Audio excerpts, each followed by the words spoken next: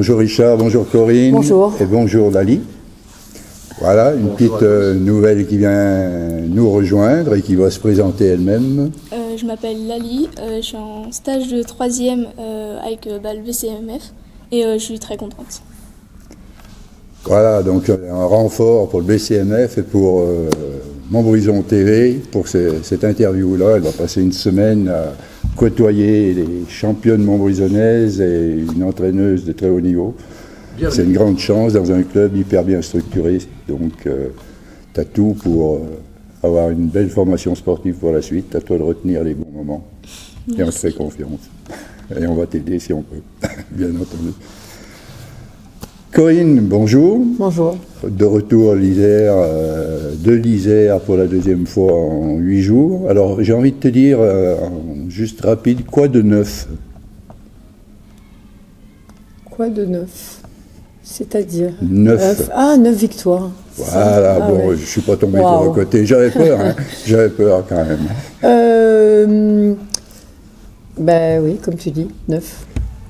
Bon, alors, victoire à Voiron. Première défaite de Voiron sur son parquet. Alors, effectivement, il y a eu la blessure d'une joueuse, mais bon, l'équipe, c'est pas qu'une joueuse. Et ça fait partie du jeu. Vous avez pris votre revanche.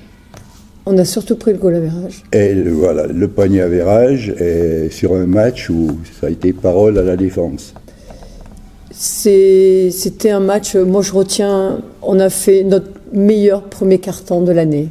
C'était vraiment un quart-temps exceptionnel. Les filles ont été... Alors, encore une fois, nous avions bien préparé ce match. On avait travaillé sur des options par rapport à la façon dont Voiron joue. Et premier quart-temps, moi je l'ai regardé de nouveau, c'était exceptionnel. En termes de qualité de jeu, aussi bien offensif que défensif. À la fin du quart-temps, on gagne 20-11. Et c'était vraiment probant. On a vraiment exactement fait les systèmes qu'on voulait mettre, qu'on voulait faire. On a mis le ballon là où on voulait mettre le ballon. Et ça a été avec beaucoup d'adresse en plus. Donc 20-11, parfait. C'est un très bon départ. Alors après, ils ont durci la défense apparemment, il y a eu des prises à deux, il y a eu de l'agressivité, on va appeler ça comme ça. Ils ont joué avec leurs moyens. Disons qu'après, bon, il a pris une autre option défensive, ça veut dire qu'il faisait des trappes à deux de partout. C'est pas qu'on s'en est mal sorti, c'est qu'on a sur ces trappes à deux, on a manqué de mobilité au niveau des joueuses et de mobilité au niveau de la balle. On ne venait pas assez céder. Donc, du coup, on a eu quelques problèmes. Le deuxième problème, c'est que l'arbitrage a été dans ce sens, a laissé beaucoup jouer. Et à la mi-temps, par exemple, on a tiré 0 lancé à la mi-temps. Et elles en avaient tiré 12. Donc, alors que c'était elle qui était en hyper-agressivité sur tout terrain en prise à deux. Donc ça, c'est un peu paradoxal. Maintenant, le deuxième carton et le troisième carton, on met 8 points. Encore une fois, on est sur la même chose que l'on dit depuis maintenant 2 ou 3 matchs. On a manqué d'adresse sur les shoots ouverts à 3 points. Alors là, on ne peut pas dire des lancers puisqu'on n'a pas tiré en première mi-temps. Mais on a manqué d'adresse au niveau des shoots ouverts. Voilà, ce qui nous a pénalisé au niveau du scoring. Maintenant, on les laisse quand même à la fin du match. Elles sont à 43 points. L'objectif c'était une équipe qui mettait 70 points par match. Hein. Donc l'objectif était de laisser en dessous de 64 même, tu vois. Donc on est arrivé à laisser à 43. Défensivement, on a fait vraiment le taf, quoi. Voilà. Alors, il y a eu des moments forts. Bon, au troisième quart-temps compliqué, où Eiza vous remet un grand coup d'accélérateur. La rentrée d'Eiza nous fait du bien parce qu'au moment où elle rentre, elle marque un panier à 3 points qui nous fait rebasculer devant. Et c'est des petits détails, hein, mais du coup, le fait d'avoir mis ce panier a redonné de la confiance à tout le groupe.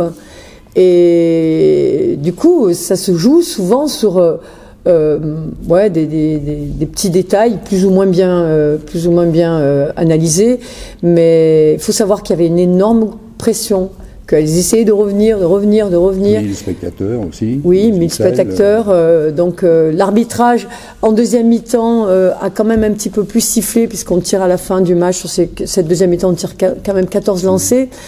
Donc voilà, on a retrouvé, par contre, au quatrième quart-temps, on a retrouvé notre jeu. Moi, j'ai beaucoup aimé. On a, à mon avis, sur le cours du match, on a oublié de jouer avec Kendall à un moment donné. Ça veut dire que les gens font des efforts de défendre sur elle très fort. Donc, il faut à ce moment-là essayer de trouver une autre solution. Mais quand à un moment donné, elle est seule, il oublie, il faut arriver à jouer avec elle, quoi. Et sur 2 ou 3, 4 situations, moi j'ai regardé de nouveau le match, elle demande bien la balle et on ne la regarde pas dedans. Voilà. Et Emma en a bien profité, elle a bien exploité justement cette... Oui. Le fait qu'elle soit focus sur Kendall, c'est un avantage pour les autres. Hein. Ça, c'est chouette de pouvoir trouver tout de suite... Là, toutes les filles ont amené vraiment quelque chose. Je dirais, Inès a été très bonne première mi-temps, sur notre premier quart-temps. Justine finit le match éreintée. C'est du combat. Voilà. Au niveau de la main, elle a tenu le ballon tout le match. Elle en a même pleuré à la fin tellement c'était dur nerveusement. Parce que moi, je trouve que sur les matchs-là et même en Ligue 2, je trouve que les arbitres ne protègent pas assez les joueuses.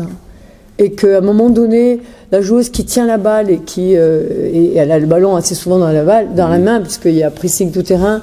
Je pense que les arbitres devraient faire un effort pour que le basket soit plus propre. Oui, et qu'à la fin du match, alors bien sûr, elle joue 40 minutes, mais elle était lessivée, quoi.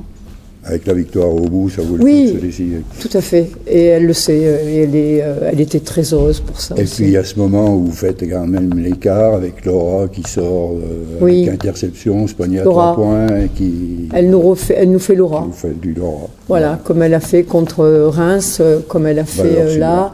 Ouais. Moi, je noterai surtout la solidarité et la solidité de notre équipe. On progresse et ça se voit maintenant. Moi, je le vois quand je regarde les matchs, ça se voit maintenant sur le terrain. Maintenant, chaque match reste des matchs différents. Là, on va bien essayer de préparer Nice. Il faut qu'on arrive à gagner Nice à la maison. Pas de relâchement là. On n'aura pas de relâchement, ça c'est une certitude. Pour après aller à Aulnois, l'esprit libéré. Parce que, bon, elles ont mis 20 points à Toulouse. Je pense que c'est l'équipe qui est au-dessus pour l'instant. Aussi bien au niveau de leur façon d'attaquer, avec beaucoup d'adresse.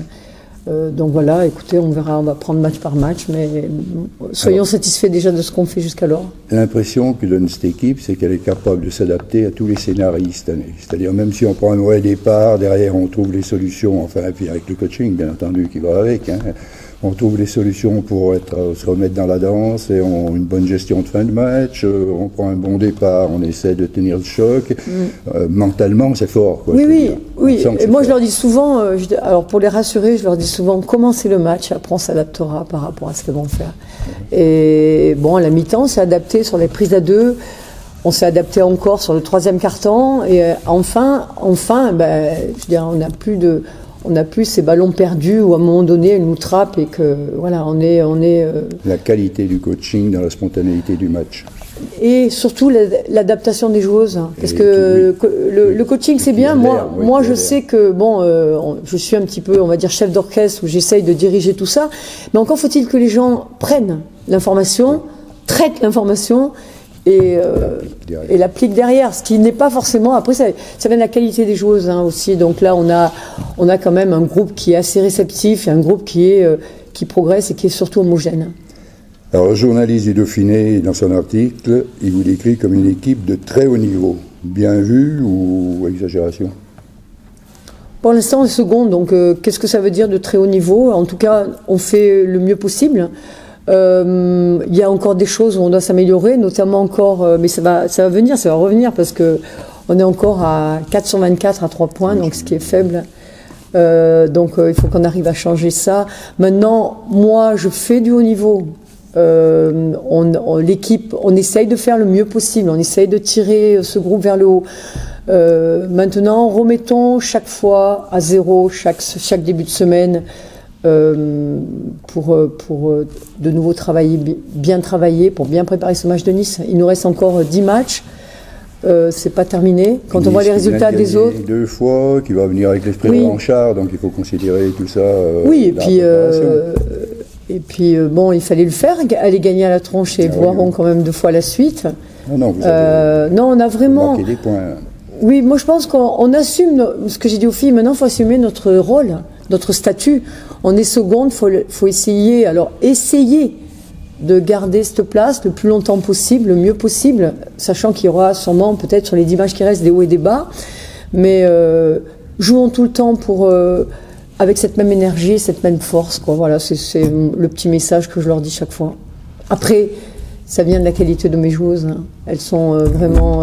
cette année, c'est... On sent qu'il y a une âme, qu'il y a un esprit, qu'il y a le sourire, qui va... Ça, et puis on travaille bien, de façon très, comment dire, structurée. Donc elles adhèrent, elles prennent. Il n'y a jamais de gens qui sont... il y a toujours une joueuse qui tire l'autre. Non, c'est vraiment... Même en match, hein, moi je dis chapeau, bravo à elles. Alors une question qui te tient à cœur, je pense, et je suppose à laquelle tu as réfléchi. Comment le plus petit budget de Ligue 2 peut se hisser à ce niveau de performance?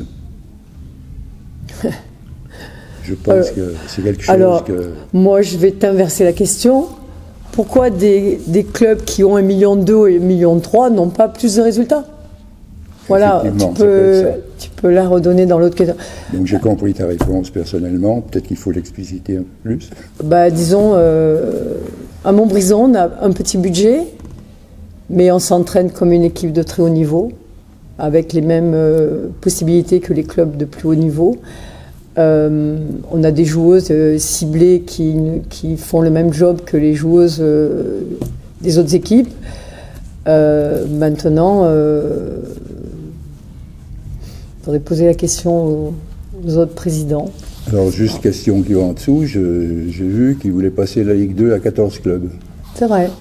Ah ben ça serait pas mal. C'est dans les... C'est vrai. C'est dans les tuyaux. Ah ben s'ils arrivent à... Moi, je trouve que ce serait vraiment plus intéressant. Déjà au niveau de la longueur de la saison, d'accord. Oui. Au niveau de la lisibilité de la Ligue 2, on en parlerait plus et plus longtemps parce que là... Et puis parce que moi je trouve que au niveau sur le territoire français, on a plein de clubs. Quand on voit les clubs en NF1, il y a quand même 24 clubs. Après, il y a 12 et 12. 12 clubs de Ligue féminine, 12 clubs de Ligue 2. Ce serait bien de faire 12, même 16, tu vois. Ce serait bien de faire un club de Ligue féminine 12 et dessous 16, 14, 16 pour qu'on ait déjà une saison plus longue. Et ça servirait à avoir une meilleure lisibilité vis-à-vis des partenaires, vis-à-vis des partenaires privés notamment. Parce que notre saison, elle est quand même assez courte, et c'est dommage. Et parce que je pense qu'il y a plein de villes en France qui méritent d'avoir une équipe de Ligue 2.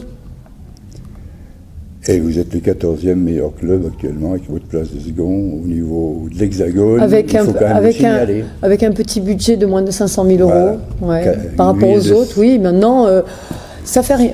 Bon, tout le monde nous parle de ça, ce qui est vrai, ce qui est réaliste. Mais bon, ce qui montre qu'on peut faire beaucoup de choses en ayant un petit peu moins de moyens. Voilà. Une ville de 16 000 habitants, arriver à ce niveau-là, ça mérite des encouragements et de l'environnement.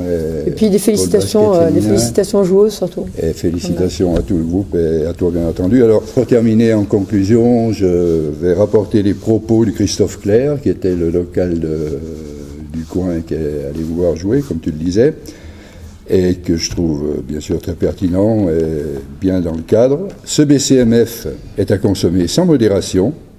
Plus on le voit, plus on en redemande, et plus on s'enivre de plaisir. Et je rajouterais, et plus on l'aime. Merci. Voilà, donc avant, on invite bien entendu tout le public. Samedi, c'est un match important, où il devrait y avoir une ambiance énorme. Donc pensez que le soutien que vous apportez à cette équipe-là fait partie du jeu et fait partie des victoires. Vous y participez sur cette façon-là. Donc on vous attend très nombreux et je pense que vous ne serez pas déçus. Venez. On te remercie d'avoir participé avec nous à cette interview-là. Merci. Et puis, merci Corinne. Merci. Merci Richard. Alors je vais juste pour terminer cette fois-ci, donc reprendre la main pour vous signaler donc 3 événements. Le premier, donc l'interview de Robin, qu'on va mettre en ligne donc mardi ou mercredi au plus tard, suivi d'une interview d'Emma. qui viendra vraisemblablement en début de semaine prochaine. Et puis préciser aussi que le prochain match, certes sportivement il est important, mais il est important aussi par le fait que je crois que c'est un match qui est sponsorisé par le département. Donc montrons au département ce que Montbrison est capable de faire avec les moyens dont on dispose. Merci à tous. Merci. Et si vous voulez voir le match, il est retransmis sur Montbrison TV.